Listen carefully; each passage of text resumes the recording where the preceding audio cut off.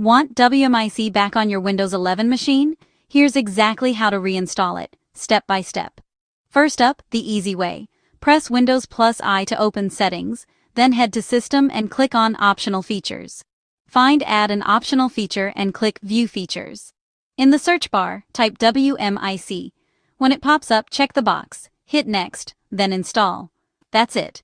WMIC will be added back to your system, no restart usually needed. Prefer a quicker, automated route? Open Windows Terminal as an administrator. Just right-click the Start button and choose Windows Terminal, Admin. If you see a pop-up, click Yes. Now, paste this command and press Enter. Dism, Online.